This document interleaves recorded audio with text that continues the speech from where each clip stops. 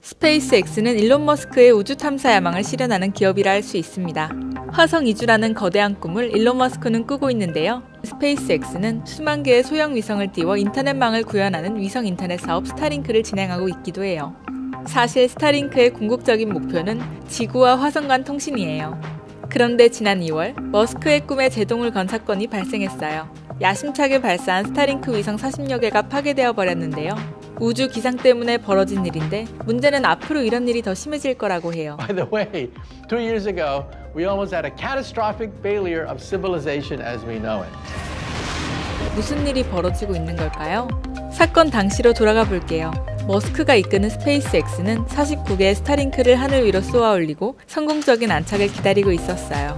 그런데 위성 발사 후 얼마 지나지 않아 태양 폭풍이 지구 대기를 강타했어요. 순식간에 스타링크 위성은 가라앉기 시작했고 대기권에 재진입해 시속 수천 킬로미터로 추락하면서 불에 타 소멸해버렸습니다. 태양 폭풍은 태양의 흑점이 폭발하면서 발생하는 현상인데요. 스타링크와 같은 위성을 파괴할 수 있을 만큼 강력한 에너지와 방사능을 뿜어내죠.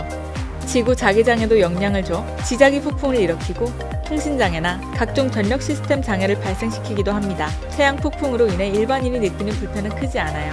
하지만 전자기기에 의존하는 원양어선이나 우주에서 활동하는 우주인들에게는 그야말로 재앙이라고 해도 과언이 아니죠. 전문가들은 앞으로 태양 폭풍이 더 자주 발생할 것이라고 경고합니다. 태양 폭풍이 태양 주기와 관련이 있기 때문인데요. 태양은 주기적으로 태양 활동과 겉표면이 변화하고 있습니다. 평균 11년의 주기를 가지고 있으며 11년 주기로 극대기와 극소기를 반복하게 돼요. 2019년 12월 태양은 25번째 주기로 들어섰어요. 점점 태양 활동이 활발해지고 있으며 특히 다가오는 2025년 7월에는 극대기에 이를 것으로 예상하고 있습니다. 이런 이유로 많은 우주 기상 전문가는 지난 2월에 발생한 태양 폭풍은 앞으로에 비하면 사소한 수준일 것이라고 말합니다. 오히려 다가올 폭풍을 대비해야 한다고 지적하고 있습니다. 실제로 지난 26일 미국 국립해양대기청의 우주기상예측센터는 지구 자기장이 태양 활동에 매우 약한 영향을 받고 있다고 기상 경보를 발표하기도 했죠. 벌써부터 태양의 활동이 심상치 않은 모양입니다. 우주 날씨는 앞으로 더 악화될 일만 남은 셈인데 과연 스페이스X는 어떤 입장일까요? 실제로 올 2월 발생한 태양 폭풍으로 인한 스페이스X의 경제적 손실은 수천만 달러로 추산하고 있어요.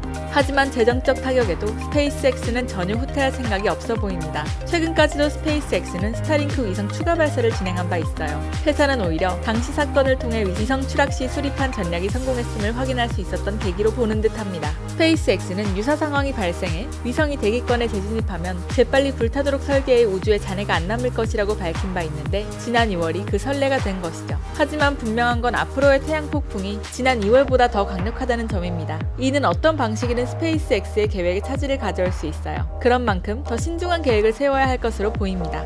인류 문명은 과거보다 훨씬 더 전기와 통신에 의존하고 있으며 그런 만큼 태양 폭풍이 이런 인프라에 미칠 잠재적인 영향들이 분명 없진 않을 텐데요. 이에 대한 대비책도 연구가 되어야 하지 않을까 싶습니다.